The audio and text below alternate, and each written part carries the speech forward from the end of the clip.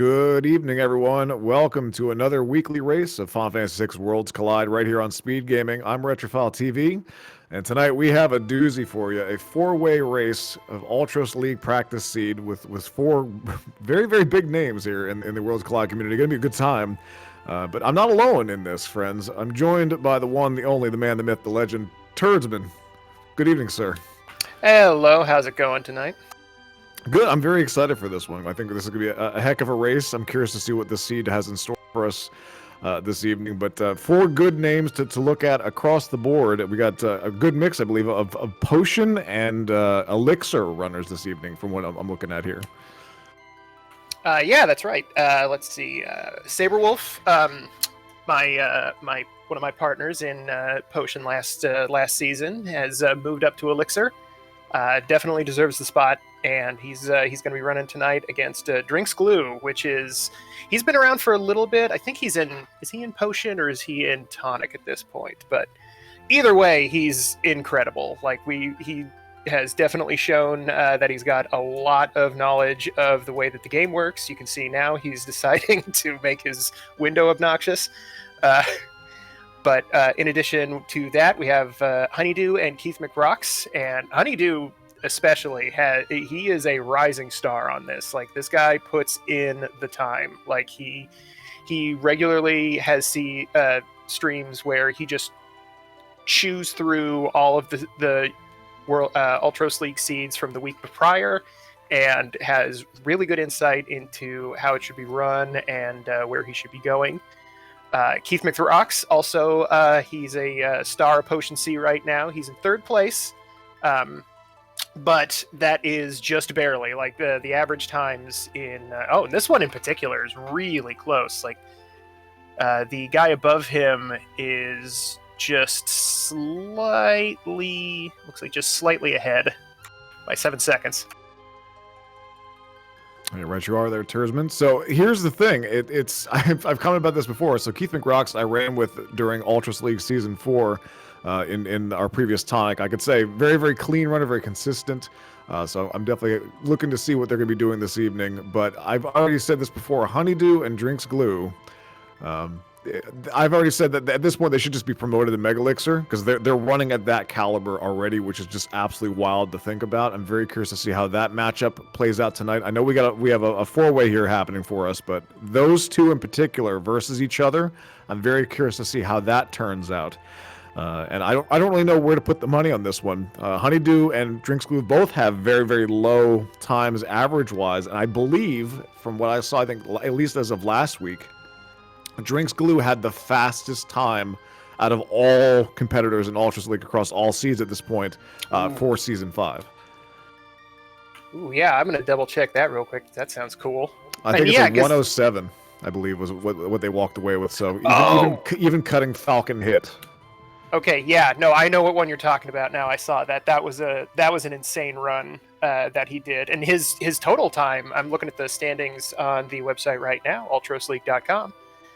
His total time is, after 5 races, is 6 hours and 28 minutes. So that's really good. Yeah. So we definitely have some people here hitting above their weight class, to put things lightly at this point. But I'm very curious to see how this all plays out. We have a lot of great runners here. It's going to be a great time, and I'm looking forward to seeing how it all shakes out. So fingers crossed, we'll see what we got here. Looks like we have a few folks already hopping in. Drinks Glue, first one on the button. Saberwolf hopping in. And everyone going to be underway. We got Setzer, Celis, and Sabin. I'll say that 3 times fast. That's a lot of different options. So, Tersman, how do you play this one here? What do? We just focus on looting, and then we go off and do some freebies? What do we got? I think I definitely get some freebies on this one. This is actually a really weird party startup for that. Like, usually you want one of these characters in there. Terra would be another example of a really powerful free check right out of the gate. Looks like Keith McRocks is heading straight to Collingen to grab his freebie there. It's a Minerva. Not a bad piece of armor. At least you didn't increase scaling with it. But yeah, I'm grabbing one or two. I'm going to grab the freebies at the beginning here until I find progression. That way I know whether or not I'm going to have 4 characters, or maybe you find an Esper with like Fire 2 on it or something nice that doesn't necessarily break the bank, but might really affect how you want the first 10 to 20 minutes of your run to go. Yeah, that's a good strat overall, and I mean, grab some high tier items possibly along the way. Maybe grab a character or a Magicite. We'll see. It's kind of neat to see how the siege just started off. Everyone kind of ran in all different directions at this point. We have a little bit of looting happening in Narsh. Obviously, South Figaro is going to be routed in since we have Celis in the basement. That's another free check to grab there. But hey, Minerva, and you already have Celis. You got someone that's guaranteed to be able to equip that. So definitely instant use right out of the gate, and not to shrug off some of those elemental attacks. Yeah, Drinks Glue showing off a somewhat less known. I forget if this is in the vanilla game or if this is just something that got added to Worlds Collide, but there is an old man in World of Balance Narsh that will tell you how many battles are left on the Cursed Shield. So you can kind of get an idea early on if you happen to be walking next to that guy. Forget what I was talking about. Honeydew found an experience egg at minute 2. So yeah, this is looking like a jet right out of the gate here. Some nice tools out of the gate. I mean, the nickname, the GG egg, for a reason. You throw that on someone, you let that go. You start pushing up your average level, and you start recruiting new other people at this point, and they're going to come in at a good stack, and it's going to look good. It's going to just be a nice snowball effect at this point, especially with some dragon fights later on. Yeah, finding an experience egg and hopefully getting it on somebody. It can definitely happen. You think like, oh, I'm definitely going to use this character. They have such great equipment options. If I find a good weapon for them, they're going to be swinging that weapon. So you pop the experience egg on them early on, and unfortunately, it doesn't quite manifest that way.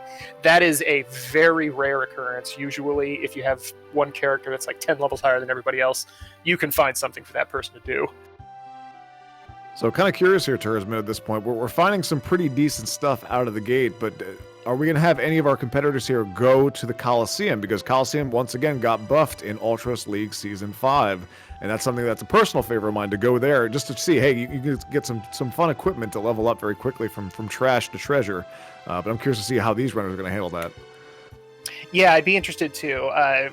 The Coliseum buffs, specifically, they show you the reward you're going to get before you having to make the commitment, so you can find out like, oh, hey, tonics turn into Illuminas or something. Ooh, sweet. So, sorry to interrupt here. Keith McRocks and Drinks Glue on the board here, both picking up Starlet in the South Figaro basement. Haven't had a chance to take a peek and see what it's got in tow, but we have one Magicite apiece. And yeah, that's another trick that is going to take you from the middle of the road, not necessarily middle of the road, but like the mid-level player to a high-level player, is figuring out when to go into that menu. It's really fascinating. There's a lovely tool available made by community member Paracanaris, who set up a thing that you can attach to your game that'll let you know how long you spent in a menu, how long you spent in fights, all sorts of fantastic data. Stats Collide, I believe, is the name.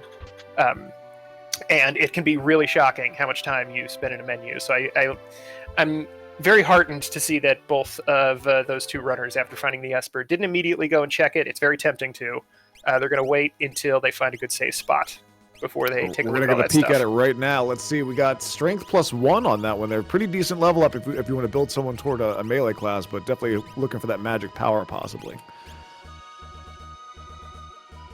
And yeah, big shout outs to Pero. Absolutely indispensable stats companion, I think, is the tool itself. You're Stats right. Collide is the site you can upload your XML to after it, or JSON rather, that it spits out. But that being said, yeah, that is one of the most eye-opening tools that you can actually grab early on if you're trying to improve, and just see how much time are you spending in the menus, how much time are you spending driving the airship, and then working to try to reduce that average as you go. Because I'm very, very bad about going in and out of menus and trying to min-max things, and you end up spending 1, 2, 3, 4, 5 minutes just doing that if you're not careful.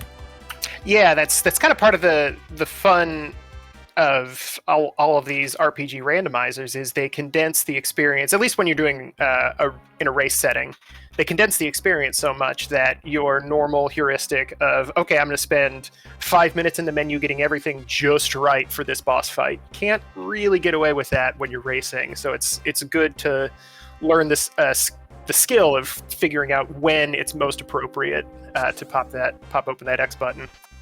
Right, you are. So, hey, Keith McRock's first one to go out into the wild here. Looks like hitting up the Imperial camp. That's one of Saban's checks that we have here. And I like this one. I like this one early on. A good one to get a couple of fights in. Hopefully they're not too bad to get some experience on the board. Yeah, finding an Atlas armlet in a chest, which can be a nice thing, or especially when you're going up against these random encounters. So what is your opinion on oh boy. Oh dear. Oh, you can control them. The Empire came to play. All right, well, so controlling is great because you can sometimes stun lock an enemy because if you lose control, their ATB resets, so you can get them in this nice stun loop here. And this is a big chunky boy right out of the gate. Plus lots of magic attacks on our starting party here, so nothing too huge that is going to knock them out of that control state either. You can just let them hang out there for a while. That's the best kind right there. So definitely a nice usage of it, and taking care of a normally very, very vicious enemy to run into out of the gate here, and basically just removing the threat entirely. Still going to take a little bit of time, but I kind of agree with this. When you find an enemy like this early on, you really want that experience, especially if you're coming here to find these grind fights. You wanted to find something like this. You'd prefer it to be something that you can kill right out of the gate, but this is fine. Right, you are. Interesting that Saberwolf actually going down the basement the opposite direction. I don't rarely ever see that at this point. And also Keith McRock's up there. You see the screen flashing, trying to get the pause strats to basically influence the slots. They do follow a certain amount there. You can if you're looking for 7 flush, you can basically look for that diamond and just hold A basically at that point, since there are some forgiveness mechanics built into the slots themselves. But hey, Prometheus going down though, nice.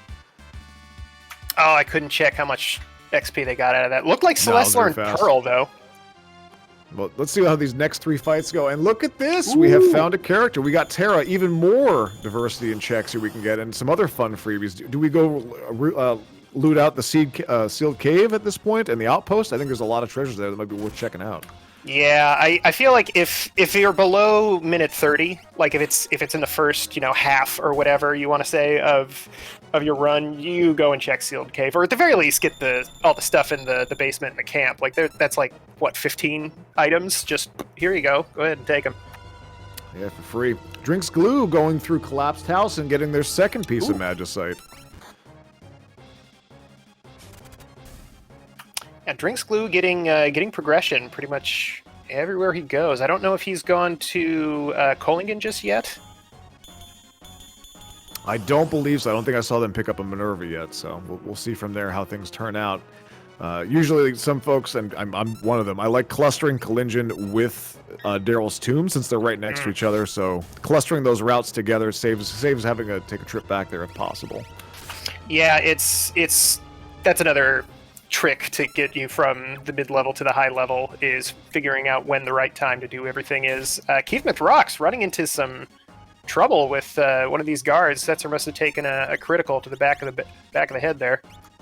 Yeah, that'll do it. Surprising. It's kind of weird that we went from a Prometheus down to one of the earliest fights in the entire game at this point. So what a weird swing we have here in the Imperial camp. It's like, oh god, it's the guard. Oh no.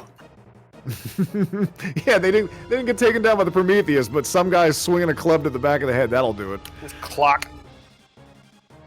Yeah, Honeydew passing on the Zen Thief. Check the price. It was like I want to say it was like 11,000, 12,000, which is cheaper than the World of Ruin. So a good thing to pick up here. But Honeydew's holding off on it for a little bit. And Keith getting absolute mileage out of this control. He is way better at the slots manipulation. Yeah, look at this here. Getting the Mega Flare off that too. Or sorry, Sun Flare, as it's referred to as. Yeah, I noticed, I must have been must have been Unicorn, but I noticed Ice 3 on Drinks Glue's Esper list there. That's a very nice find. Yeah, not bad at all. Tursman, since we haven't seen it yet, we have Setzer as a starting party here. I anticipate or encourage chat to play along here with us. Let's play a little fun game of what's flying around the world of Ruin. Since we're going to get it at some point, what boss do you think is hanging out there? We're going to see when we search the skies. All right, unconventional pick. I'm going to say Fumbaba is up there. Fumbaba. Flapping his arms as hard as he can. Yeah, that's. I mean, he skipped leg day, but he's got some big arms. Man. He can fly. He got wings. I literally just said that in the chat too. Fantastic. So let's see. I'm going to go with the very, very rarely seen Welk fight. Oh yeah, he doesn't show up there too much. He does it for some reason. It avoids it for some reason. I don't know why, but I got a good feeling about this one. Yeah, chat pointing out the reality of it. It's going to be Magimaster. It's always Magimaster. Every single boss fight is Magimaster until you actually go up and fight it, unless you have Berserk, and then he's nowhere. Has anyone rolled that as a seed of the week yet? Just oops, all Magimaster? It has to have happened already. There's no way. That's too cruel to not be real. We'll put a pin in that one for later, and we'll have to take a look at the archives and see if that one's around there somewhere. If not, that might be one for a future generation. So yeah, Keith going through the basement there, picking up a bunch of chests in the Imperial camp. Lots of great stuff in there. Found a Thunder Shield and an Ice Shield. Did find a gem box, which it's a couple $10,000-$20,000. It's pretty nice to find. That could have some good early utility at that point before it just becomes sale fodder. I guess there is a natural casting Celeste, so you might be able to get some wacky spells from her out of that. Yeah, the random chance that Ultimate shows up at like level 12. Yeah, I think they found a gold hairpin at some point too. Oh yeah, that's hey, the big thing. Drinks Glue doing the same thing there. So for those that don't know, Ultras League, one of the new additions for Season 5 was as Ultima's back. It's here, but boy, oh boy, is it very expensive. I think it's set at 254 magic points out of the gate, so unless you got a hairpin or an economizer, it's not going to be very viable for you to be doing that unless you're going to be popping Osmos every other turn. Yeah, and even then, unfortunately, that means you're going to have to sacrifice a slot that you would normally plug an earring into, so you might not quite get the damage out of that ultimate that you wanted. It's just going to actually be affordable. So look at this. We got drinks. We have everyone just storming the Imperial camp here. Of all these options we have available, they're all going to fight this Prometheus. They're all going to pick up that Terra. I'm curious to see how that turns out here at this point. Speaking of Prometheus, getting actually a shot off right out of the gate against Saberwolf before they could pop the control to actually disarm this whole situation. Ooh, so Honeydew, the only one who came to this fight with rods, is just going to clear this Prometheus out right away. Using control. Everybody use control on this thing. That's great. I mean, hey, you got to use the tools that you have available to you, and that one's a very, very viable one to work with. Look at this, the North Cross. Oh my goodness. Yeah, Illumina in the Esper Cave there. That's a fantastic. Terra is definitely the place to go first. All of our runners hopefully are going to go to the sealed gate after this to grab their huge payday. Yeah, I can't imagine a reason why they wouldn't go there. There's just too much good stuff there. It's a fun free check, very, very easy and quick to walk through. I mean, we're looking at what? We have Minerva, we have Illumina, we have GG Egg out of the gate here. I mean, there are so many great tools here just at the very, very beginning of the seed to start pushing some heavy, fast progression. Did all of the runners pick up the egg, or was it just one? Oh, I'm just saying it's on the table. We know it's there. I think Honeydew's the only one that has grabbed it so far. I could be wrong, however, but it's still something that is. It was in World of Balance Nourish, I think, right? Sounds about right. So I'm going to guess a lot of folks probably did grab it at this point. I know we saw two folks go in there, at least. Drinks Glue and Honeydew were both in Nourish early. Oh, was it in the shed? For some reason, I thought it was in the basement. The Figaro, South Figaro basement, excuse me. I don't even know any more turns, but there's so many treasures in this game, and I always pull too many. Oh, yeah. We'll get Imperial Camp in the books, and now where do we go from here? I mean, Sealed Gate seems like the right pull there, so it looks like that. Oddly enough, Keith McRock's going to be leading the charge. I'm very curious. Do we go and take care of Setzer's checks now? We hit up the tomb. Do we search the skies? How are we feeling at this point with Illumina in our pocket? Tomb's a good play. I think that's the right call after the sealed gate. Obviously, once you have your Illumina and all, because then you go to Collingen, you find the Minerva, and you realize like, oh, this is Celeste's seed. Celeste is in charge of this seed. This is her thing. I'm just going to get out of her way, and immediately heading over to the Daryl's tomb after that is a pretty good call. Yeah, something to keep in mind. I mean, if you haven't even stopped off at Collingen, then might as well get the 2-for-1 deal on that one and just bang them both out quick. But yeah, so after that, I mean, we have Terra, who has a whole mess of checks. You can go run back to Narsh, get Welk taken care of at that point if you really want to. Something quick and easy. Maybe pop down to Mobliz and ask the kid what's going on and see if it's worth it. Definitely a few options. Yeah, I don't know if Leet River is going to be in the cards for this one. It's not as bad as it used to be. It's very set now how many encounters you're going to run into based on which direction you decide to go in.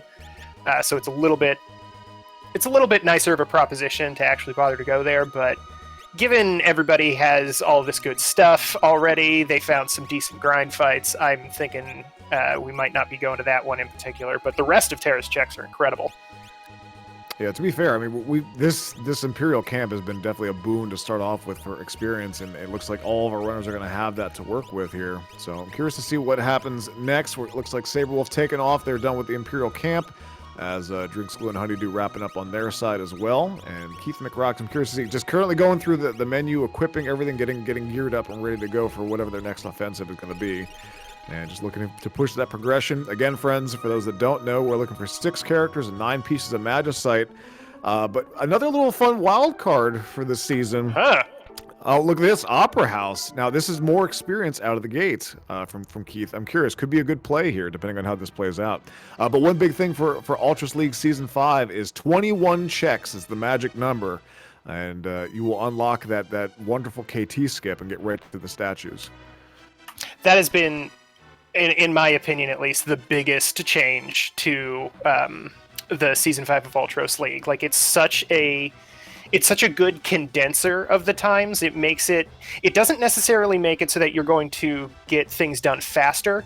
It makes it so that if you get, 3 or 4 dead checks in your run, you're not completely screwed now. Like, it lets you pick up some lost time later on in the race, which I'm a big fan of. I really like the Kefka Tower skip, not just because I hate walking up Kefka Tower, but just because I think it adds a really fun, like, frantic energy to the end game.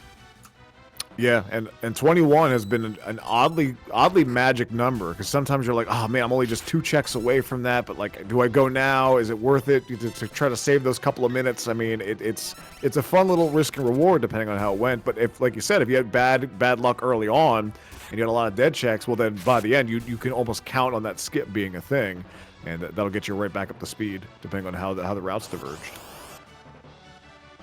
Yeah, really, I like this play to the Opera House, to just, levels are, that's the most important number in this game by a pretty wide margin, as in terms of how much damage you're going to be doing, how much damage you're going to be absorbing. So grabbing a few extra ones, especially after finding the Illumina, so hey, one character is going to be able to do their business. I like this idea. I don't know if it's going to play out. I saw Commandos there for the first fight, and it looks like Keith McRox has decided to just make his way on through. Yeah, not too bad. Some slight divergence here I want to call out, though. Drinks Glue and Saberwolf both are going to be getting a hold of that Illumina as they've wrapped up Sealed Gate. Honeydew actually opting for the closer route option and going right over to the falls and hopping down there to take on Kefka and taking them down. So we'll see what reward they get for that. Yeah, I like this one too. You're right next to the Phantom Forest, so you can go do the train check immediately afterwards. This little cutscene is kind of a bummer, but yeah, you have to wait a little bit for that one, and we'll see if a character walks up or if we get a little dialogue with something good. Let's see. Looks like it's a dialogue box with, hey, progression in it. Yep, we have a Magicite for Honeydew. Let's take a peek at this one. Not too much on that one, but we have some upgrades, it looks like. Drinks Glue heading into Narsh. This is an interesting one. Another change recently that I guess it's not that recent anymore, but a couple more checks one check, excuse me, was added onto Mog. The part in the beginning where you're saving Terra from the Narsh guards and a couple Moogles show up and all have weird weapons. That got added into it also, and it made Narsh a very specifically powerful location to check. If you have Mog, you can go there and do both of his checks in addition to Kefka at Narsh. Drinks Glue is doing the somewhat older strategy of once you have Terra, you can go there and do the Welk check right away while also doing Kefka at Narsh. And it looks like they got a Magicite for that too. And hey, someone called out that Dataluma might have been in the sky. Nope, he's at the Opera House, so that one is off the list. Yep, he decided to culture himself up a little bit. Yeah, culture himself up with a bunch of lies right on stage. Yep. Definitely very, very befitting of him. He no doesn't know what he's train talking. suplex from Glue, automatic FF. Cut his stream. Cut his stream. Get him off the air. Fantastic. Magitech Factory from Saberwolf here. Ooh, Edgar at the Opera House. That's character number 5 for Keith McRocks. 5-1 is not where you necessarily want to be, but Edgar is he's all right. He's got a free check you can go grab, but his other checks with going underneath Figaro Castle and the World of Ruin are a little rough. Yeah, I usually like to do the full chain of that depending on how it goes, but taking a peek and seeing who's on the throne is not a bad idea. Could be a quick character if you wanted to go that, but like you said, yeah, you're kind of character heavy out of the gate here on Keith's side, which gives you a wide array of checks you can go to if you really want to at this point. But you also want to try to bring them in at higher levels if possible, if you wanted to route that out. So chat bringing. Oh, sorry. Go ahead. Oh no, looks like I'm wrong. There's the snail at the Magitech Factory, but no, I was mentioning about the experience egg being your kind of your snowball for picking up characters later on with a higher average level. But unfortunately, that's not the case here. If you're picking them up real early, check after check. Oh, and it doesn't look like Keith has the experience egg either. I did not see all of his characters are the same level, and I did not see it in the inventory. So yeah, that one might be a little bit more rare on this. I think Narsh start has gotten a little bit less common now that it's become something that you kind of want to have an extra something with you when you go there. You don't necessarily just want to go in and out and grab the treasures. So there might be less interest in going and looting that weird little shed first, which in this particular case that was the thing to do because you got your Tamago. Hey, how about it? All right, so we have looks like Moogle defense for Honeydew, if I was looking correctly at that. No, sorry, Sealed Gate. So he's got his Illumina now, and also we see Drinks Glue hopping over to the Magitech Factory, nipping at the heels at Saberwolf at this point, it looks like. So kind of curious to see how some folks are kind of going the same way, but we also have some divergence here happening as well. And we're about 25 minutes into the seed. Plenty of elemental protection, plenty of offensive ability here. So, I mean, definitely all of our runners here have capable tools for easy progression through the seed. I think this is gonna be a fast one, Tursman. Yeah, I think it, and that's especially fun with all of these high level guys because you get to see where their minds go when they're because they're all in great shape right now. So that means they're going to be thinking, what is the fastest thing I can do right now? Not necessarily trying to keep in mind like, oh, well, I have, I need these kinds of things for, one of my characters. I'm missing a relic. I'm missing a weapon. They're good. So they're just going to pick whatever they think is the most efficient route that they can take at this point. Yeah, lots of good things here. Honestly, based on all the treasure that we found just organically at this point, I don't think Coliseum's gonna be routed in. I think everyone's feeling pretty comfortable with the gear that they've got, and I've seen Drinks Glue basically actively skip anything that's not off the direct path at this point, just trying to tear through Magitech Factory, not even looking to loot anymore from what it looks like. So Keith McRock's heading into the Figaro Underground. Chat kind of pointing out something I kind of keep forgetting about as a benefit for Edgar is the half-price shops in Figaro Castle. So that puts an extra little jazz on this decision right now. Once Keith McRock's gets the spaghetti cleared up and the castle back up above ground, he can go and see what's on the throne, and then go help himself to some half-price elixirs if he feels like it. Not a bad idea. And for those that may be new to the game, and you can keep me honest here, I'm pretty sure this is the case. You have to have Edgar in the front of your party to get that discount at Figaro Castle and World of Ruin South Figaro. At that point, if you simply have him in your party, you'll get the extra dialogue, but you won't actually get the discount unless he's actually the head of the party. Yeah, that burned me for a while. That's Ooh, Poltergeist Spicy Uh-oh. Chicken is jamming up the works in the engine. That's a rough one to run into here for Keith McRock. We'll see how he handles this one. This one, it's tougher. The Illumina is a great weapon. It does a ton of damage. It has that incredible proc, but it doesn't have the defense ignoring characteristics that some of the other high level weapons do. So a regular swing from any of our characters, like you just saw Setzer there do 89 damage with cards, which cards aren't a great weapon, but they're better than 89 damage. So yeah, this might take a little time to start chewing this stuff through. I believe Poltergeist is one of those bosses that has auto safe and shell. That is part of why everything seems to not...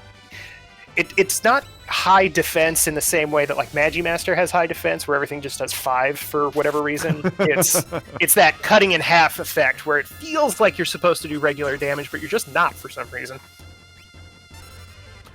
Yeah, right you are there. I believe that is the case. We have some ice magic to work with, but not doing a whole heck of a lot of damage here. Again, we do have that elemental protection, which we're seeing Celis right there taking 0 from that. So we have options to stay alive here, but Spicy Chicken can do some wild stuff. Yeah, he's got some tricks. Saberwolf and Drinks Glue both going down the minecart ride and finding some nasty stuff down there too. We got level magics. Finding some of the worst enemies in the game down here. Yeah, Drinks Glue was no part of that. I fully agree with that decision. Yeah, friends don't let friends fight magic level anything. Perfect. It's insane. They don't give you a single experience point. It's ugh. Keith McRock's here, the pro gambler, getting the Sunflare to cap the fight there. Beautifully done. Very, very excellent manipulation there. And just showing how those pause strats on the slots can actually work in your favor if you're able to do it. If you have the skill, you can do it, barring some weird fringe cases.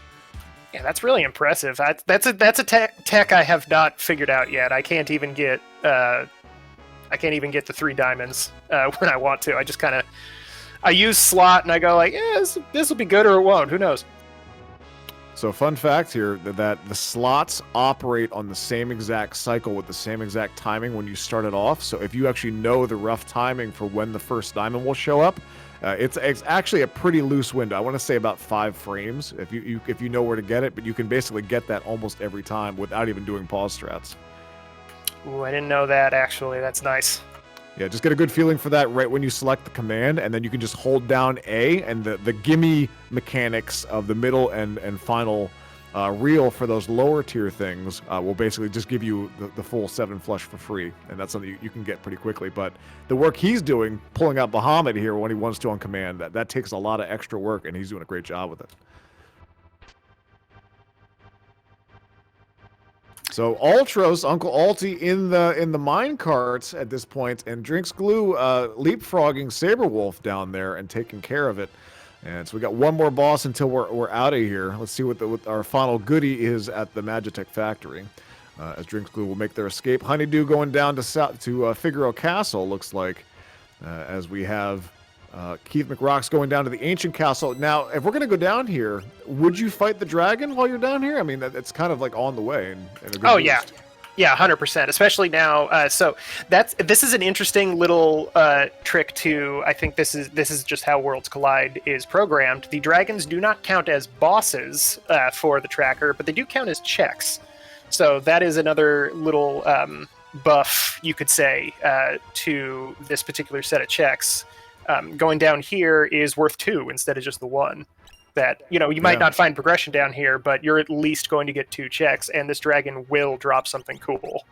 Yeah, I mean, you're not only you're getting the typical drop that you would get in the vanilla game for the associated dragon, but you also get a nice high tier item along with that from the pool.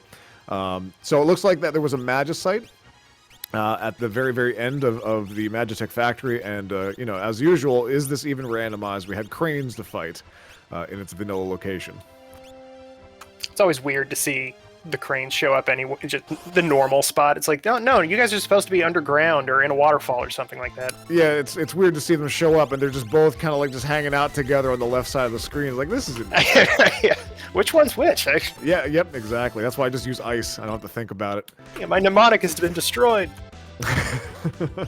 That's one I don't have. Hey, speaking of ice is nice on Keith McRock's screen here, fighting the red dragon in the basement of the ancient cave. Saberwolf going to be going on a train ride, going to be taking a peek there. And we see Honeydew going into Narsh, going to be likely doing that Welk check. And it looks like Drink School also going to that opera house, going to go fight Dad on stage. So lots of action here happening, folks. And while we've got a moment real fast, thank you to Speed Gaming for allowing us to swing by here. If you want to get involved with the Final Fantasy VI Worlds Collide community, go to ff6worldscollide.com. Join the Discord, roll a seed. It's a wonderful community. You can join us, and you can be here on the big stage doing some races once you feel nice and comfy with it, and we'll get you up to speed.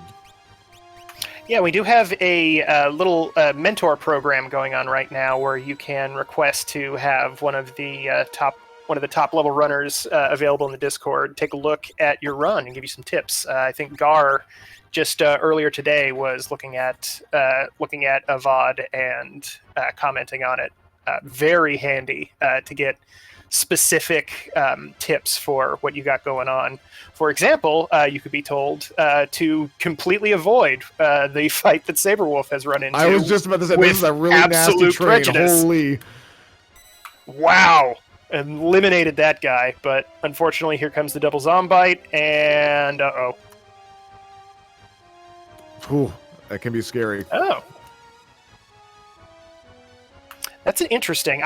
So zombie is kind of like confusion, and that'll make your characters target the party, but it's not a guaranteed thing. Like they'll target all. Whereas I think muddle pretty heavily weighs that the affected character attacking the party. I can say from experience, but then again, it could be my Charlie Brown luck talking at this point, that whenever you're muddled, it basically is going to just wreck your party, because you have a lot of weird stuff happen, like, casting death on your entire party, or casting meteor and your entire party dies. Like, weird stuff like that happens. Yeah, if you have a character with fixed dice and an offering, they'll get muddled every single time. Yeah, it's amazing. I didn't see the goodie that we grabbed off the train, though, for Saberwolf, unfortunately, so hopefully it's something good enough for them to proceed forward, it looks like, and could be grabbing the chest here. Yeah, it was an Esper. It looked like it had Bolt 3 on it, I think. I forget which one it was specifically, but... Always good to have those tier 3 spells available. Just the big jump in power from 2 to 3 is pretty wild at this point. So Honeydew at Kefka at Narsh is going to be going probably for that speedy skip. So the RNG... there's no RNG here. The pathing of the soldiers is fixed. Here he goes. He's going to get ready, and I believe that Honeydew uses an audio cue for that one, or a visual one, possibly. But we found Ultras again up on the fields of Narsh at this point, so a nice free fight here for Honeydew to tear through. There are 4 Ultroses, so there are more Ultroses by volume than any other boss in the game. But always nice to run into him. He's not going to give you too many problems, even this late game one here. Hey, speaking of confusion, Saberwolf getting overloaded or overflowed there, and Saban's currently confused, but hey, that fight's said and done. He was going up against Diet Magimaster and took care of him, no problem. Yeah, too much offense to run into any problems with that guy. He can definitely screw you up if he confuses the wrong character. Yeah, especially if the timing is off and they've queued up something particularly deadly. But hey, we're out of there. Ghost Train is donezo. And Saberwolf gets to move on. I imagine that I don't think he's hopped off the falls yet, since that's right there. Maybe he'll be doing that momentarily. We'll see how that one turns out. Honeydew finishing up in Narsh, gonna be heading out. And it looks like Drinks Glue going to be going down into the basement of Figaro. Going to be doing the Edgar's checks at this point. And see what's going on. Keith McRocks wrapping up. I must have missed that. Maybe either in Delmas Tomb or Collision it looks like they're at presently. Yeah, Keith picked up the... mostly checking the shops, it looked like. Oh, it was Mobilis. Here's the Search the Skies. Who is it? Let's see who's up there. Oh, Drinks Glue. Oh, it's Apple Weapon. We missed Glue doing it. He's up there too.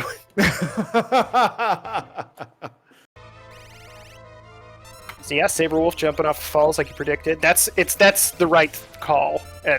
When you're right next to it, you want to do those two at the same time if you can manage it. Yeah, it's a quick and clean route. I mean, it's such a cluster of checks that are down there, especially if you have Cyan. You can do the Imperial Camp, Doma, the Forest, and the Falls all in one tiny little area. So Honeydew going through the underground Figaro now. This is interesting. Like, all of our runners have the same 5 characters, and they're all doing the same checks. Basically, they're just doing them in a slightly different order.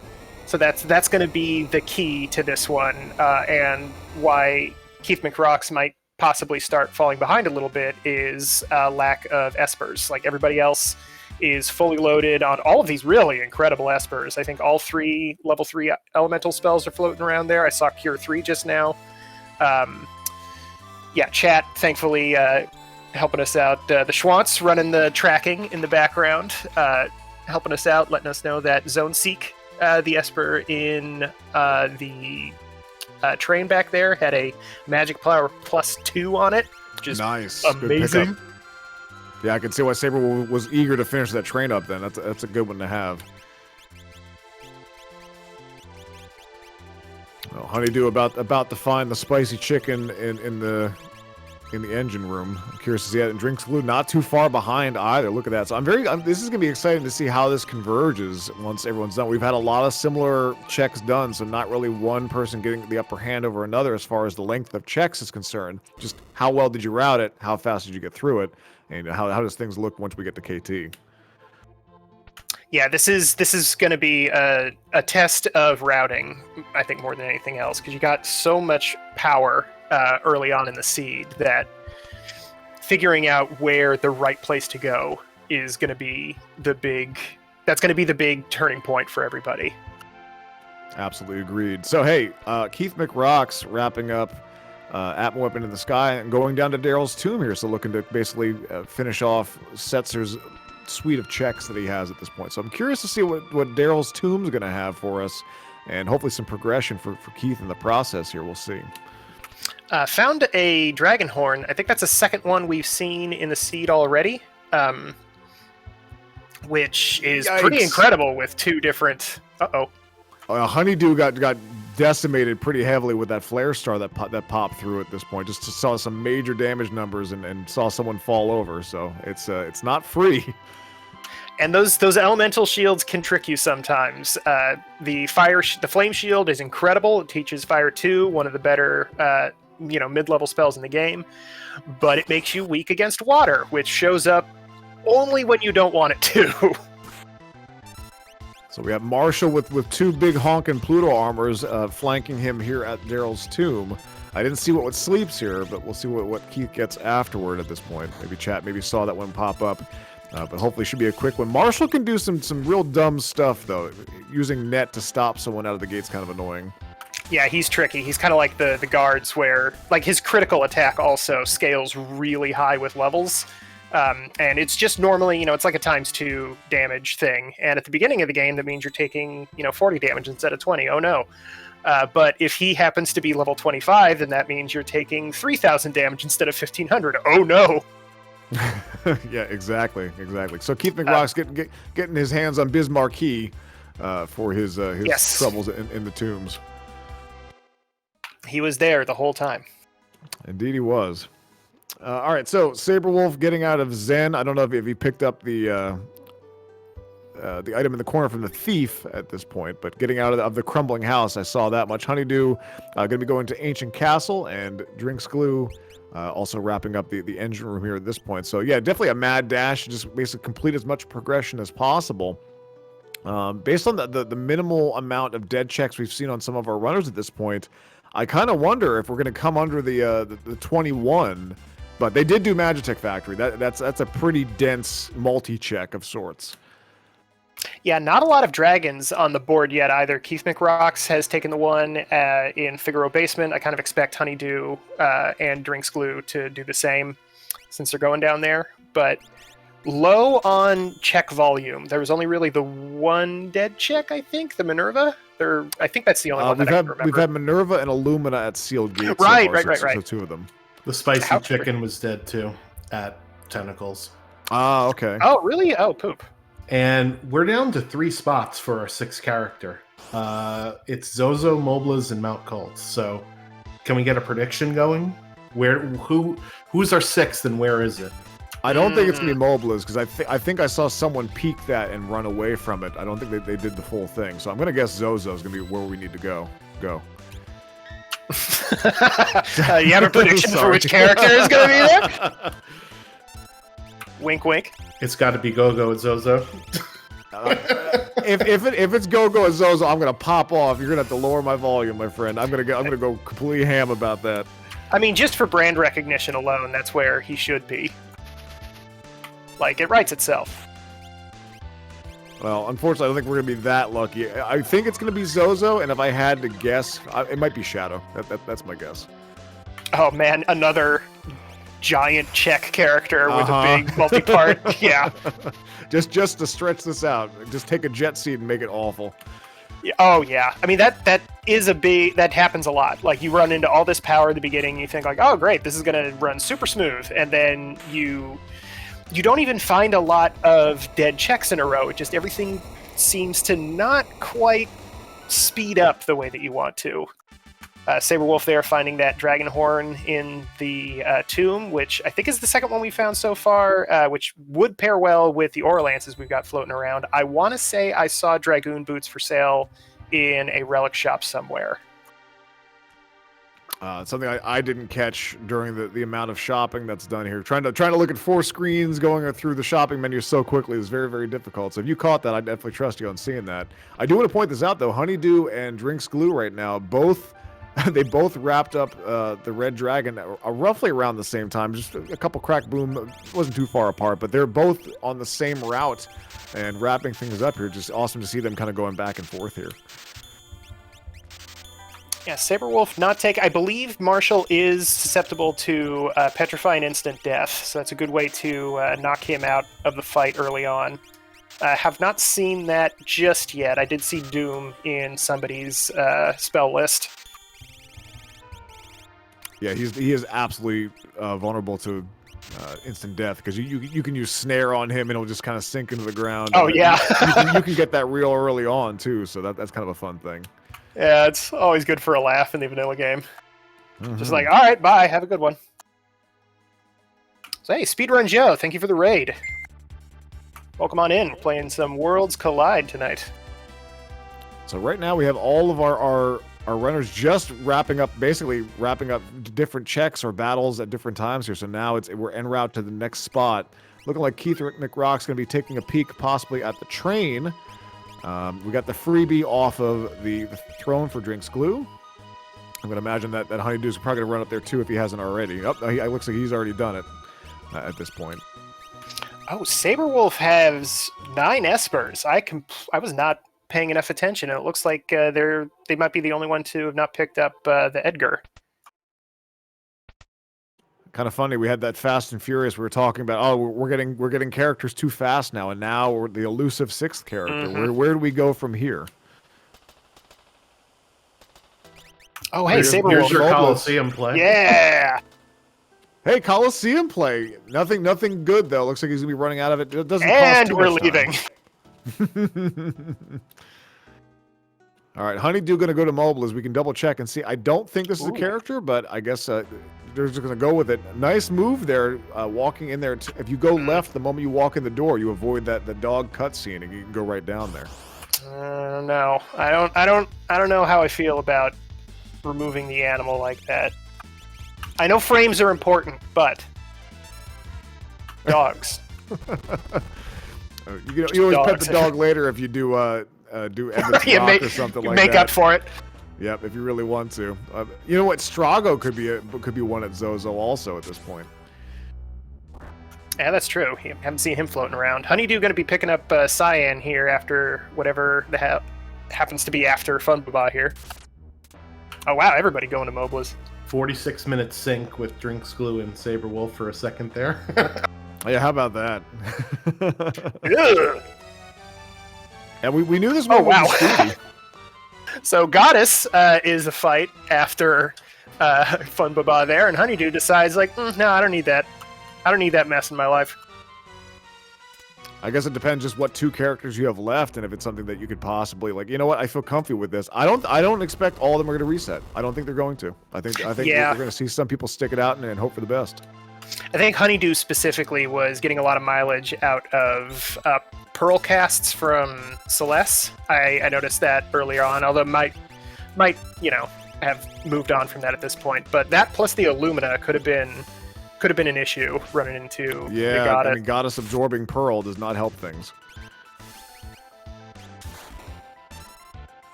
Oh, Thunder Shields also. That's clever. Making sure, because I think Goddess has one water elemental spell. I forget exactly, but look at this play.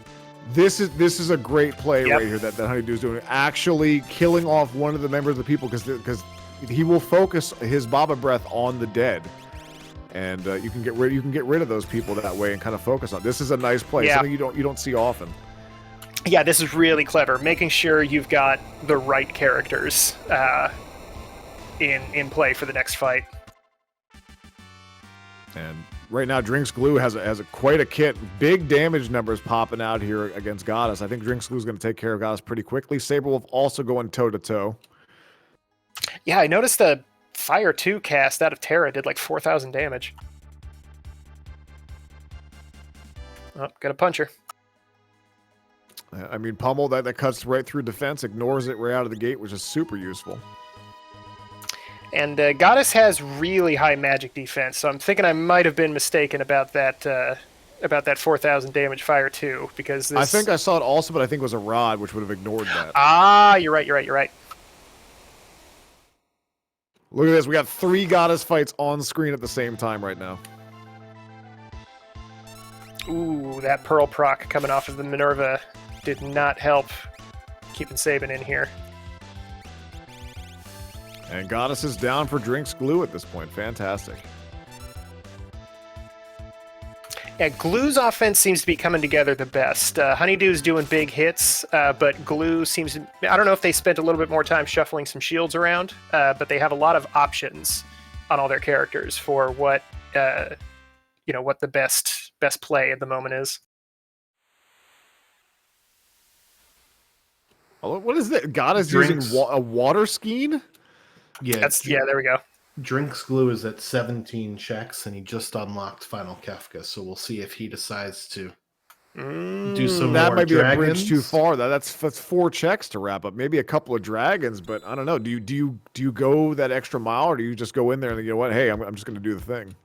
I guess one option is to do the classic, middle row thing where you put a bunch of characters on. I guess it would be the third party. That way you do all those fights. But that only works for bosses. Yeah, exactly. I forgot the Inferno slot doesn't count as a check. See, I don't know. Four is a little far. Looks like Drinks Glue's heading up to Narsh to get a couple of them up there, though. And hey, Keith is going to show us what's at Zozo. How about it? Appreciated. Yeah, a man of the people, clearly. So this kind of works. So if Drinks Glue fights this dragon and then fights Tritok, he would then have to do the same thing in Kefka's Tower. There's dragon and then the Atma weapon rematch hanging out there next to the toilet that we affectionately call him Toilet Atma, because he's right next to a toilet, and that's what's going to happen when you live next to a toilet. Sorry. But that counts as a check. The dragon counts as a check. So if you're at 19, that's kind of the actual magic number. You can go and take those 2 fights, which will end up being roughly the same amount of time that you would spend walking up Kefka's tower. So you get the skip, and also you get your full party having access to those experience points. So Honeydew going to go with the double dip, though, on Mount Zozo, from what it looks like. Going to be doing that check as well as the dragon that's there. So not a bad play. Rexol at Zozo, though, just hanging out up there. And also, Saberwolf going to Zozo, too, now. Look at this. Yeah, Rexol's another one that's kind of unfortunate to find with this party makeup. A lot of Keith's damage is attached to that Illumina, which I saw it did like 3,500 damage, but then the Pearl proc came out. Yep, and here it happens right again. here. Here's your example. You Undoes it. all of it. Yeah, this is my fault. Sorry. Oh, it doesn't undo all of it. No.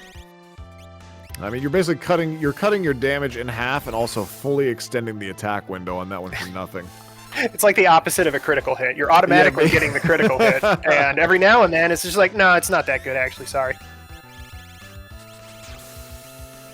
Yeah, this is somewhere where I would almost argue that Ragnarok is slightly the better thing because you just don't have that annoyance. You have that non-elemental proc on that one, which is not too bad. But then again, the animation takes like 97 years. Yeah, Flare's a bummer for that reason. Hey, speaking of Twilight Atma, there he is over on Drinks Glue's side. This guy's weird. It's a strong fight. He's got some nasty abilities. And he, I believe, absorbs every element except for fire, ice, and bolt. So all of the big fancy stuff, you can put that aside. Just throw some fireballs at this guy, and he'll go down. Looks like we possibly have a hang-up on Honeydew's feed, unfortunately, so we'll see what's going on with that. Storm Dragon in Mount Zozo, looking like. Oh, hey, yeah. Vanilla Storm Dragon. Yeah, how about it? This guy, Storm Dragon, is weak against lightning, which sounds like it shouldn't be the case, but it is. So fortunately, Saberwolf able to just plug him away pretty quick. Storm Dragon does not equal Gold Dragon, and that's something that I have to constantly remind myself of also, for whatever reason. Valiant Knife for Drinks Glue from Tritalk. Yeah, I was just about to say, that's a great pickup to find when you're kind of doing this at the end. And it was Go-Go at Zozo, let's go! Hey, oh. Are you kidding me? Holy crap. I can't believe it! Finally happened. I can't believe it. No, this better be the YouTube freaking title right here. Go-Go at Zozo. Go-Go at Zozo.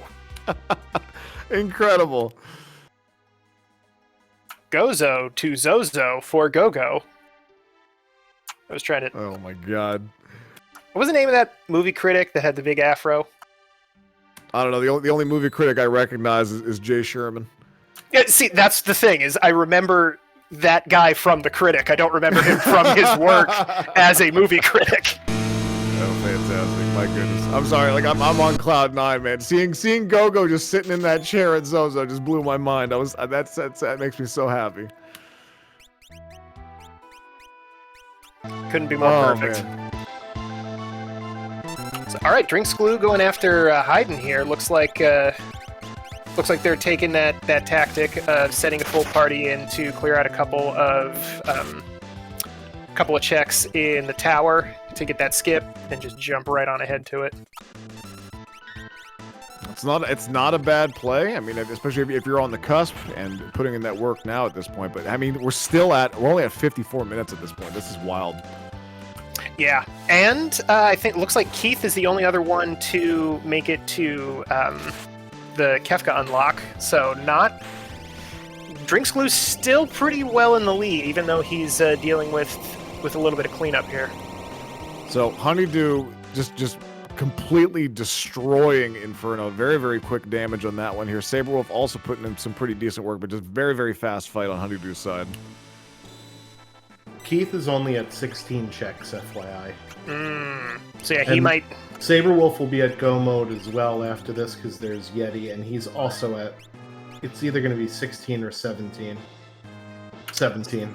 So yeah, looks like that might not be the play there. Like at minute 55, I'm probably feeling like I just want to get right in that tower. I don't necessarily want to spend too much time looking around. If it's not just the 2 checks that you can grab right away, I think at this point, just go for it. Honeydew picking up those Dragoon boots that I was absolutely not imagining. Turning their Edgar into a monster all of a sudden. So Opera Dragon is White Dragon or Pearl Dragon at this point, so we'll see how rude he is out of the gate. And Ice Dragon is one of the ones in KT, which Drinks Blue takes down expertly and very quickly. Yeah, like 2 hits, I think. And only one spell out of the White Dragon there in the Opera House. He's being very polite tonight. Yeah, can roll up to 3, and if he's real rude, it's all 3 Pearl animations that go forever, just to be a jerk. So yeah, that's Drinks Glue with the skip. He's gonna dip right out, probably jump right back in, maybe take a trip to empty his wallet. No, he's going. This is full send at this point, so we're getting a skip sub-hour at this point. This is wild. This is another one of those things. I mean, we were talking earlier. Drinks Glue has, I think, the UL5 like official record, maybe not the actual record for somebody doing some side action, but 107 is incredible, and it's looking like we're going to be getting not 107 at this point, unfortunately, but this is Drinks Glue's thing to win at this stage. Yeah, they're definitely leading the charge here, and just very, very efficient from start to basically from go. I mean, honestly, Drinks Glue has made no major issues or mistakes at this point, and just a masterclass to watch. We knew it would be, and we see Keith McRocks dipping it into KT at this point. No skip on this one, but getting there, and Honeydew also going to be hopping up there eventually, fighting the snail. That's going to go quick. Yeah, Honeydew needs his last Esper, picked up an extra character. But I believe he's going to get that off of this well, because this is the Magitech factor, I think, right? This is the dead check, and then the next one's the Esper. Yeah, he'll get there. He'll get there. Umaro, Dab and Yeti hanging out there over on Drinks Glue's screen. Unfortunately, managed to eat the green cherry. I'm so upset by that false advertising. If you give a green cherry to Umaro, he just kind of stares at you. And nor can he jump, ever, even with Dragoon boots. His power is not 100 times up, unfortunately. Yeah, it's like you smack him around a bit, he calms down, and Mog is like, yeah, he's not an angry yet anymore. He's the bumble that puts the star on top of the tree on the Christmas movie. He's reformed. He lost his murderous edge, and now he can only max out at 4 digits of HP. I don't know, man. I've seen him throw fools at people and kill Kefka pretty decently. So don't. I think he's my favorite character to watch. Like, anytime somebody in a race puts Umaro in their party and it looks like he's going to stay, I'm just like, yeah, man, let's get some snot. Let's get some stupid stuff going on. Always a good time. Tri-Talk here in KT to take care of that one. So I'm pretty sure we got some fire magic. Yeah, we do. Yeah, we're just going to melt him quad 9. Let's go. Glue bought like 6 fire rods, I think, at minute 10, and has been just peppering them in throughout the race. It's been pretty impressive. Also good use of Pommel there, and Crack Boom, we're done. Nicely done. Yeah, really clever, not opting to save a couple of those rods for the end of the game. They don't do as much damage as breaking a shield, but they do ignore magic defense, so they can, if you put them, have somebody with some earrings, snap one at Final Kefka, you're still going to do 5 or 6k. Yeah, I mean, if you've already leveled up enough that you're going to get some decent rolls out of it there, and ignoring that defense, like you said, you're using your resources that you have at the time you need to use it at this point. You can't take it with you once you beat Kefka, so if you don't use it, that's a missed opportunity. Yeah, that's another video game heuristic to defeat is saving stuff. In general, you want to use your potions. You got them. You're not going to need all 75 of those elixirs on the last fight. But what if you do, though? And that still kind of comes in this game. If you find that mega elixir early on and you're like, oh my god, am I going to use this? This is the second boss I've fought. This can't be where I use this mega elixir. Oh no. Mm-hmm. Exactly. All right, so Honeydew going to be going through there, maybe going to be doing a very similar strat, just putting everyone in that middle crew and just trying to maybe wrap things up. I don't know if they're going to go the full distance or not. I think I saw them put Yeti alone, and I'm like, that can't be happening. Oh yeah, no, they're going to fight Toilet Atma and then jump in, which is cool. It'll put them within spitting distance of Drink's Glue, so if Glue runs into a bad boss or gets unlucky, that gives Honeydew a chance to pull ahead, but it's also going to put him just slightly ahead of Keith McRocks, probably. So that puts him right back at with a fighting chance, as Saberwolf jumps in as well. I didn't see if he was going to do this legit or if he's going to go after... Oh, looks like it. I mean, Cyan's by himself, so yeah. I don't know. I don't think that's going to be the case. Yeah, I think Saberwolf screwed this up because he overloaded Party 3, and that's only one check with the dragon. I think he meant to do it on Party 2. Oh, no. Because he's at 19 checks, according to the tracker here. Don't worry, the Yeti's got this. That's right. Yeah, he can take a. He'll take out a dragon, man. We know Ice Dragon's in there, and he's got that snow muffler right out of the gate, so he'll be all right. Actually, might take a minute, but he just realized it. Yep, that'll do it. Honest mistake, especially with the skip coming up so much more often. I really have to remember, okay, this is at the beginning of Kefka's Tower. I have to put all of my good people on the right-hand side versus when you're skipping, that's the middle. The middle is the good one.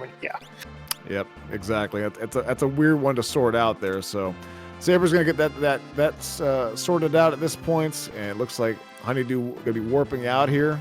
And does after taking care of Toilet Atma. Going to be using that skip, hopping down. So they're going to be nipping at the heels of Drink's Glue, who's already had a chance to kind of dig in at this point. And Keith McRocks just doing it the old-fashioned way, building out the path.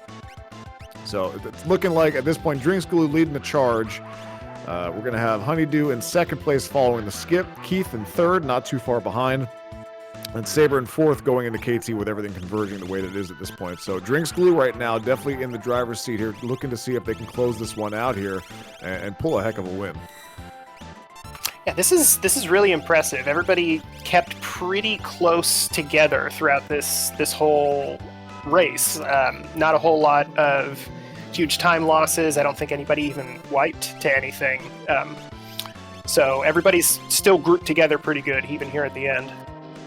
No, we haven't had any game overs at all. All of it's been willful resets anytime we've ever seen that Worlds Collide logo pop up. Yay! Thank you, Gar, for the raid. Welcome on in. We're playing Final Fantasy VI Worlds Collide. Yeah, if you haven't heard about it, if you haven't heard of it, ff6worldscollide.com, friend. Thank you so much for the raid. Welcome in, everybody. So yeah, Honeydew taking on his Yeti. Got him before the Green Cherry proc. That's pretty cool. Let's see if he can do the same thing with Narapa. Since I think jump, at least in my experience, is one of the best ways to sort of deactivate that obnoxious quad cast of Condemned at the beginning. And Drink's Glue did not have his Edgar spec'd for jumping. Honeydew does. So that might be another 30 seconds or so that Honeydew might be able to pick up on him. Hey, you know what they say. Might as well jump. It's true. There's a whole album about it. How about it? Oh, look at the Grand Train going to be used on here. So Grand Train was used on Keith earlier, and it looks like we have a lore user in Setzer. So, hey, it might as well use Poor Man's Ultima.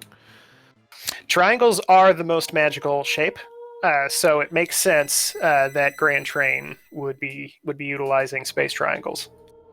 Also, I think the only person really using lore, which is pretty fun. Yeah, good old space triangles, man. I mean, nothing wrong with that. I mean, definitely, this is Square used that in Chrono Trigger also. Look at how Dark Matter was. The exact same thing. They love their space triangles. It's in all I think both of the Mana games have it.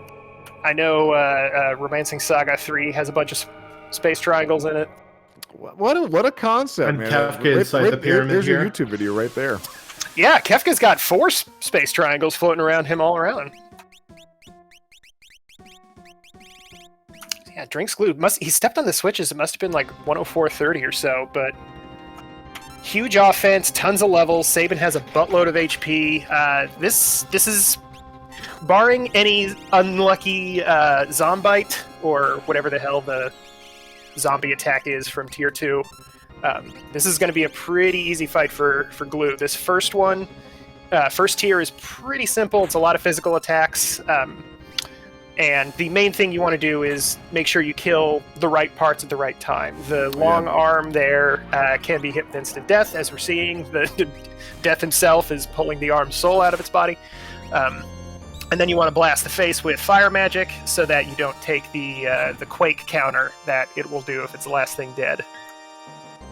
Well, good block by Setzer on the slip hit. No seizure / sap to worry about on that one, and doing really nice damage. I think basically 8 and 9, and also doing a good idea there. Got hit with the reverse polarity and decided to go back and just walk back in the back of the row there, because you know you're going to be dealing with that short arm who's going to be countering everything with a very strong physical attack. Yeah, even I think I want to say like around level 35 is about average for trying to go through the end game when you're doing one of these as a race. And unless you have, snow muffler and a good shield and a decent helmet, short arm is going to be countering you for around 1,000 damage, even if you I guess not if you're in the back row, but yeah, 600 and 400 is not too bad. He hits pretty hard, but definitely you're saving 600 hit points just by just doing one command, which is kind of nice whenever you're getting punched in the face there. And also, hey, we were talking about Drinks Glue busted out the lore, used Aqua Rake for a very respectable 4.2k damage on that short arm, moving on to tier 2. Yeah, I did not know short arm was weak against water. That's really strong game knowledge. That's a deep cut if there ever was a deep cut. Yeah, Tier 2 takes a little bit longer to explain. There's 4 parts. That part in the middle that just got targeted is called Tools. Doesn't like instant death, so you usually want to just take care of that right away. Next would probably be the big tiger face that the partially clothed gentleman is sitting on. It's got a nasty zombie attack that can take out a character right away. And then after that, it's magic and hit, which do exactly what it sounds like they do. Thankfully, magic can be silenced, which is a really weird. I don't know. Build a better tower, Kefka. Also, really bad luck. 2 Doomcasts now have failed to take care of tools or machine in the middle there at this point. So having to use X Zone, hoping for the best here. Ooh, and that one does hit. Honeydew within inches of wiping to that Wow, guardian 192 health left on Terra. Oh, man. And that was quick, too. Like, Terra was throwing out like 8,000 to 9,000 damage per hit. It just got launchered and then sap, and it was just all sorts of nonsense happening all at once. Yeah, some wild stuff can happen in these final bosses here. You're dealing with some full power, I mean, at this point. So if you get stuck with things that start taking chunks of health out, and Guardian can do some kind of wild stuff too. Same thing with Tier 2 here. I don't think, do we have any calmness protection at this point? I didn't really see what they've grabbed. We have Phantom. Phantom, yes. Yeah, not ideal, but we'll take it. It's worked a little bit more. I think once you do it once or twice, you get a feel for what the timing is for it. How you want to set. Like, if you're going to be using Phantom, you definitely want that to be not on your main damage dealer, so that you can do like a 1-2. It's not the best, but it will work if needed.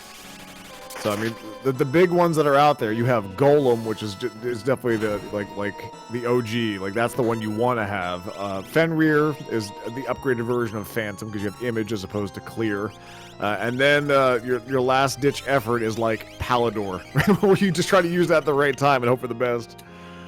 Yeah, usually that'll end up with one character coming down first and taking the brunt of it, but losing one character is better than 2, for example. Chat. Freaking out about Saberwolf right now, and I am too. Level 4 Flare worked on Tritalk there after nothing else did, so that's amazing. You hardly ever get to see. More coming through this seed. How about really it? Good. And then F tier calmness protection, life 3. It'll do the job, but it takes a minute to get it set up. Yeah, and you have to wait until magic is down before you start hooking it up, because he gets a little ham with those Dispel casts. Even if he's muted, he somehow skirts that. He's like, you know what? I'm not going to pay attention to the game mechanics. I'm just going to cast this anyway. So yeah, Honeydew stepping on the switches, about to fight his final boss. Saberwolf heading up to looks like the third of the fight sets here. Guardian with Celis and Umaro. Gave Honeydew some trouble. Let's see if Saberwolf can zip through it. Got Bolt 3. I believe in the Yeti. Oh, Keith McRock stepping on the switches. Everybody. Ooh, this is close. This is fun. We knew this would be a good one. These are all really, really respectable times that we're here. Okay, that was not the calmness we were talking about. That is the other thing called calmness for some reason that just puts you to sleep and just scares the hell right out of you if you happen to see it pop up when you don't want it to. Just blame Ted for that one. Our good friend Teddy W, who did the translations for this. Good old Teddy.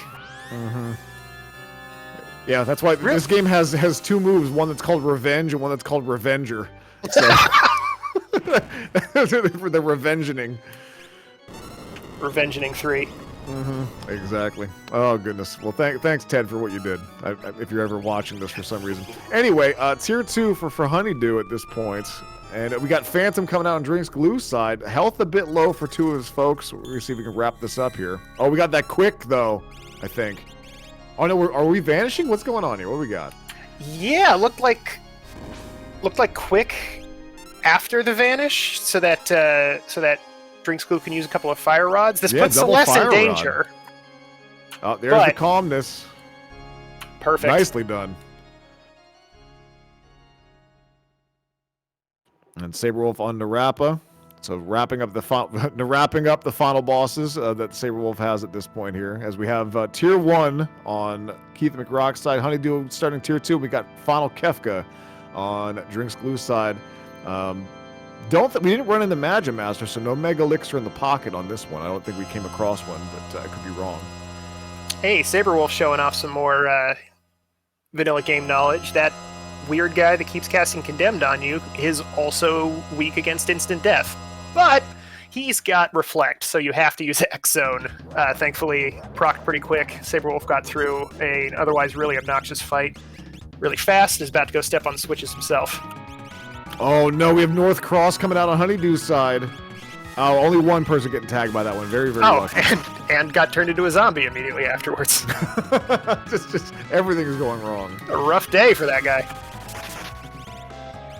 All right, we're cracking shields over here on Drinks Glue side here. I like this strat where you basically walk up there and like, you know what? Let's just throw everything we have at him to get rid of him. Yeah, this is good, especially since he's so far ahead. You don't necessarily know. You can tell that nobody else has finished yet. But I like this. He's got a ton of elemental shields, way more than I thought. Might as well use them. Yeah, there was. We had this in abundance at this point, and he's swinging the Illumina. He's done so much damage. We're gonna be seeing a crack boom here any time now. Yeah, one more shield. Oh, never mind. This Bolt 3 might got it. This'll be it. Okay, he's hanging on. Oh wow. Oh, the God are coming out, no less. Two people are gonna be going down on that. And we have Saberwolf starting their climb at this point. You'd love to see it. Yeah, everybody is at the final battle. This is great.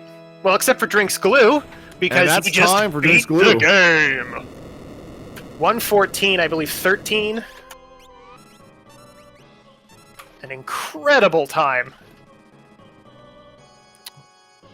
Yeah, Drinks Glue flexing real hard, showing exactly why they're on the top of their division currently and hitting way above their weight class. I mean, that's future Mega Elixir material right there, and not only just getting there, but being a contender.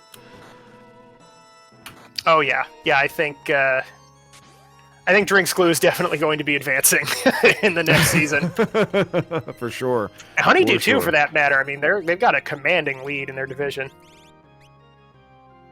Yeah, I think so. We have Keith McRock's, Honeydew, and Drinks Glue, all potion runners at this point. I think Saberwolf is Elixir, so that's we have that mix that's here. So all these up and comers at this point, just flexing, doing a great job.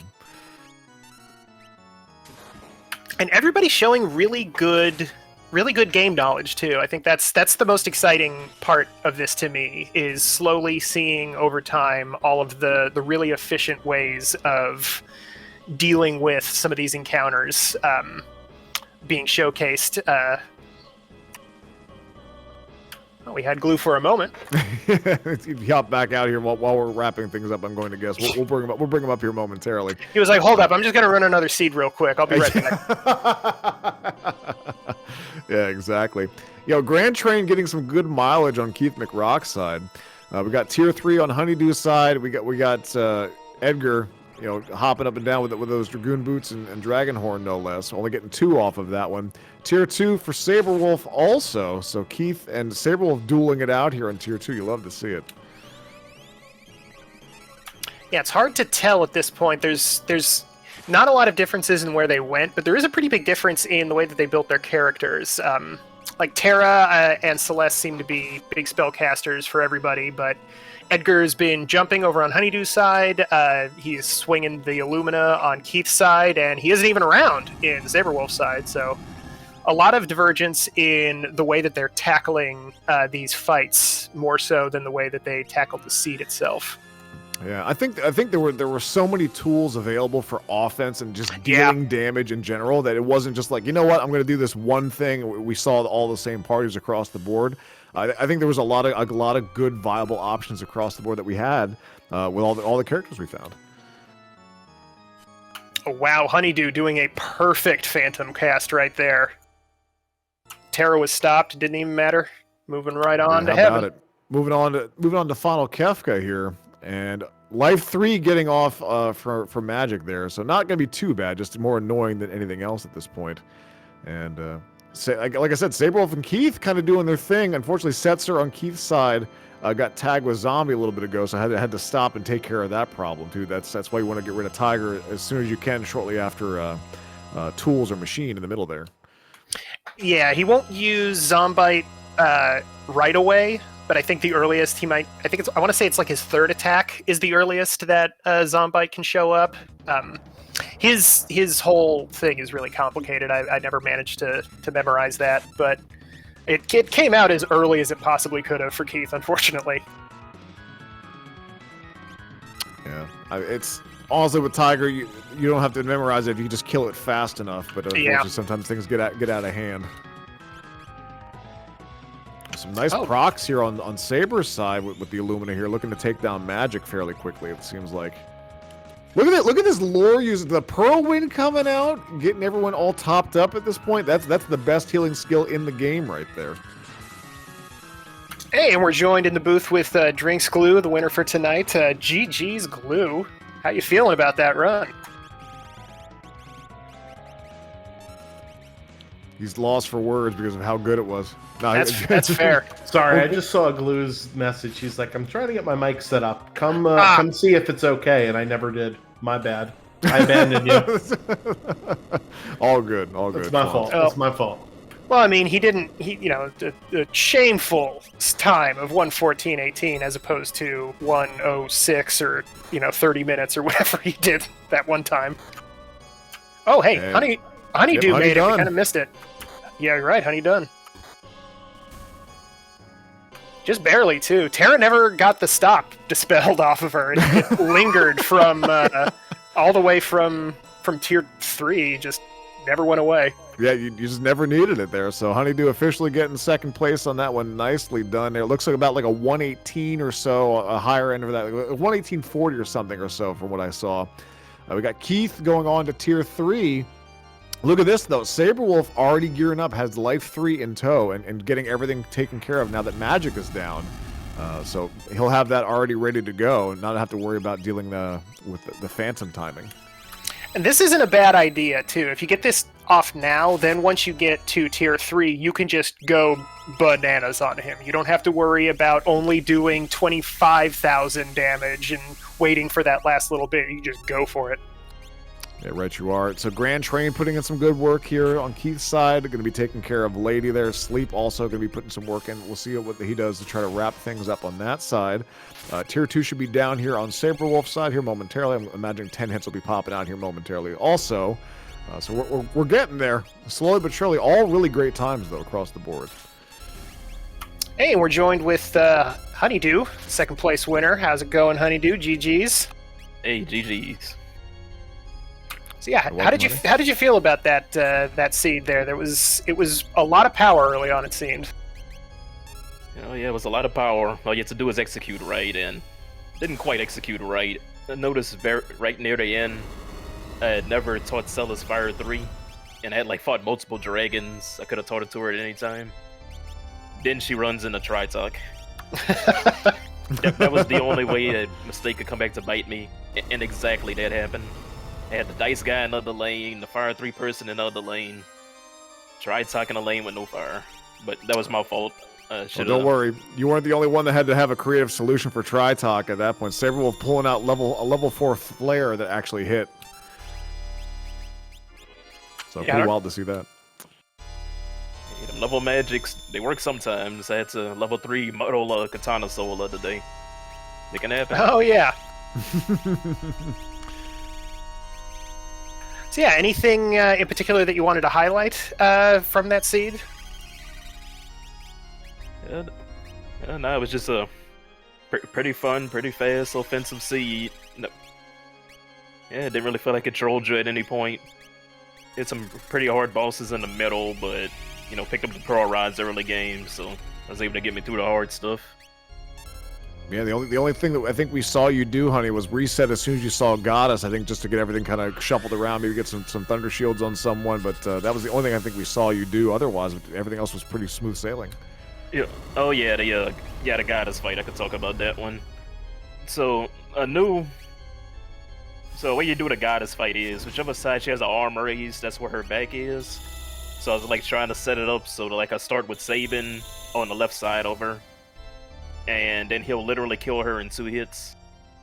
However, the very first hit I did, she did Love Token, so I couldn't hit her again with the Illumina, and also I couldn't capture the Steel of Minerva from her because of the Love Token. So that didn't quite go right. But yeah, the original setup I had was I think it was like Edgar Celis, so I would have to like just literally kill her with slots. Just like, yeah, I'm gonna reset and just kill the 2 party members I want most. Yeah, we saw that. I think I saw you jumping in with Cyan trying to do capture and just was not able to pull. Yeah, so Honeydew, because the love token happened, I had to break an ice shield to just get through the fight. Hey, sorry to interrupt. I want to call attention to this. Keith McRocks and Saberwolf basically going into Kefka almost at the same time. Keith getting a little bit an early opening on this one. Gonna get a couple attacks off here, but this is gonna be close. Yeah, he also lost 2 of his party to calmness. Oh no! Yeah, Keith did. Yeah, Saberwolf seems to have the good crew, but Keith is rocking with hey, that Go-Go came back. Oh, the Go-Go about to carry. How about it? In the meantime here, so Honey, GG, well done. Drinks Glue, are you with us here, friend? Did you sort the stuff out on your side? Can you hear me? Yeah, we can. Welcome. Okay, GG's yeah. and well played. If you didn't catch the first, I just want to reiterate, I love Honeydew. Aw. Oh, shucks. Yeah, So, yeah, we're very excited to see you two kind of go at it there, and you guys both didn't disappoint by any means. Yeah, really close. Glue, I wouldn't mind to hear how you felt about that seed a little bit. There was, it seemed like it was a lot of power and a lot of really obvious places to go first. So how did you feel about it? What was your strategy for figuring out your route? Once I came across that Kara, it felt kind of weird because I was gonna do in my mind I was gonna do Waterfall next and do Phantom Drain because you're in that area. But then I came across that Terra, and at some point in my mind I was like, you know what, I can't kill a lot of bosses right now. I'm gonna go back to Nourish and buy Fire Rods. So you do Imperial Camp, you find Terra, and I'm like, hey, that's a great time to go to Seal Gate, then back to Nourish by my Fire Rods, and do Wilt Gate. And so kind of pivoted, and then I was at a weird spot after Magitech where I was like, you know, I'm just going to do next closest, and next closest is Opera House. So I go to Opera House, and I was not expecting Opera House to be a character, but luckily it was Edgar, and then So some weird pathing for me because I lucked into a character at a spot you don't think you'd normally go. But overall, it was fun. I liked it. There was a very good offense to go around, except for saving only control things and couldn't do much else. Yeah, we're seeing him swing the Illumina on a bunch of other people's screens. Speaking of which, an Illumina just killed Final Kafka on Saberwolf's side. GG's to Saberwolf. Saberwolf leapfrogging Keith, though, making that climb. Just wow, barely. unbelievable. Keith, however, just sketched Kafka to cast Ultima, so really who's the winner here? If it kills, we'll see. It was the killing shot. What a his swag own way. worst enemy. Wow, what a finish. Unbelievable. GG's to everybody. Really strong grouping. Except for Glue with the not suplex. Oh, actually, yeah, we're going to have to ask you to leave, Glue. You didn't Glue suplex the train. Glue is the winner on the stream, but he forfeited our I gotta hearts. go, guys. Oh my, he actually, we were kidding. I want it on record that we were kidding. Oh boy. But we are joined here now with... I'll bring him hey, back. there he's back. All right, sweet. We are joined here with Saberwolf as well. To Drink's defense, I didn't suplex the train either. No, I didn't see his train. But your Terra at least got berserked, so there was nothing you could do. Yeah, that's true. That's Yeah. So yeah, you should have led with that. true. That's true. Yeah, Oh, GG hey, I'm allowed back Saberwolf. in. Good Hey. game, Saberwolf. 125 on a restream. I am freaking okay with that. Yeah, right? Very impressive. Oh, So yeah, Great run handled by everybody on this one. All of it. And also, Saber, you and Keith were going back and forth there right at the end there, and you leapfrogged them very much at the end. Unfortunately, Keith lost 2 people to calmness. But it looks like you're getting bullied by Train a little bit there, too. well, yeah. So I actually lost 2 minutes going into Kefka's tower because I put the guys in the wrong lane. I put on the right we lane saw instead of the middle that. lane to get the shortcut. So I actually should have had 2 more minutes ahead of that because I went the wrong lane. But yeah, just I thought I had Unicorn on Setzer, but I didn't. So I slipped a little bit there, but then I'm like, oh wait, I could just Mantra on Terra. Mantra Terra, use Setzer, because Setzer is more of my support caster. Then have him just remedy Terra and I back up and running, and did it multiple times. So that worked out though, so it's real good. yeah, one thing I definitely want to call out, I think you were the one using a bunch of lore. It was definitely the level 4 flare to take out Tritalk. Oh, that was incredible. God, I was like, oh god, I have nothing. I have a flame saber.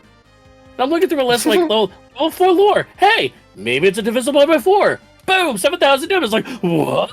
Yeah, Right, how yeah, about it? let's go. Let's go. Yeah, that plus Grand Train. I think Drinks Glue, you're the one that used Aqua Rake on Tier 1. That was pretty cool. We saw Whirlwind coming out. Lots of really creative solutions to weird problems. Is there, for either of the 2 runners that we've got here right now, any other one in particular that you'd want to point out? I thought it was pretty cool. I remembered to control that Chimera and teach myself Aqua Rake because I knew it cast water spells, and I wasn't sure the skilling was past the point with control if it would still have it or not, but it still had it. So that was why I did that.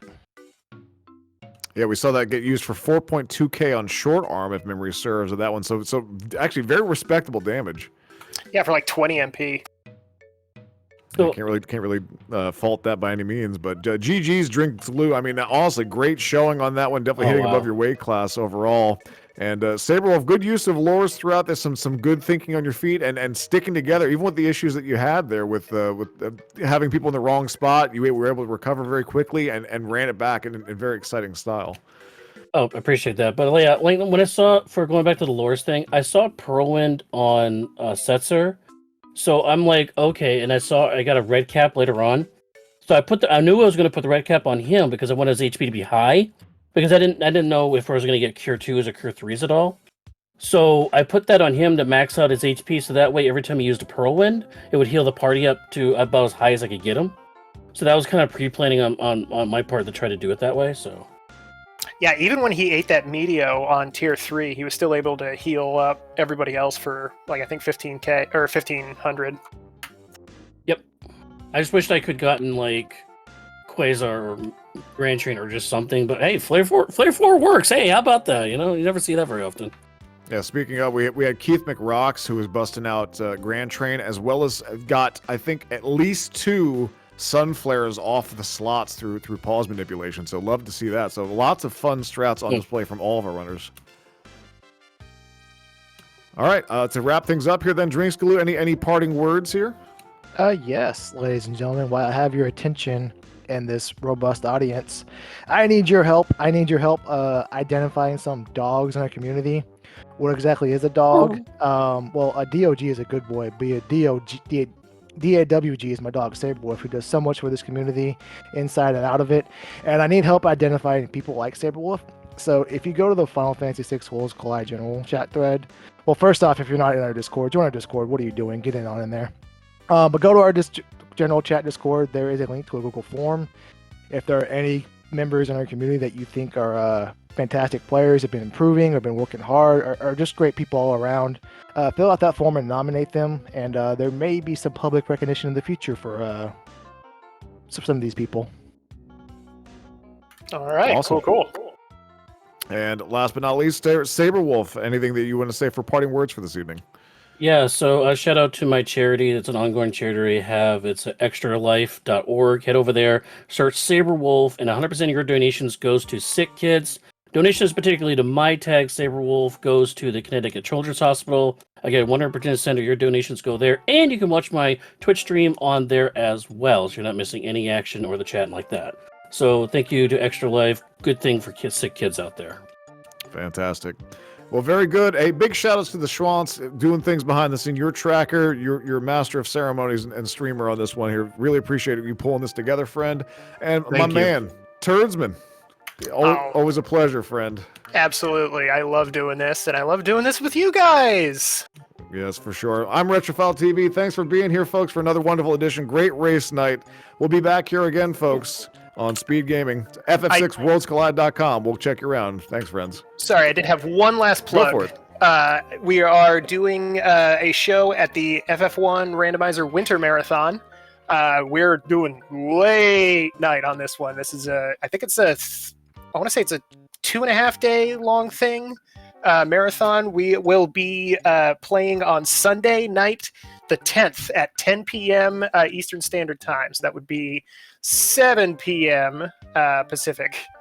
Please come and check us out there. We've got, I think, One Free Fits is the community member getting a lot of that set up. So yeah, we love to see you there. Come check us out. And check out the rest of it. Final Fantasy 1 Randomizer Winter Marathon. Fantastic. All right, friends, I think that does it here. Unless, Schwantz, you got anything else for us here?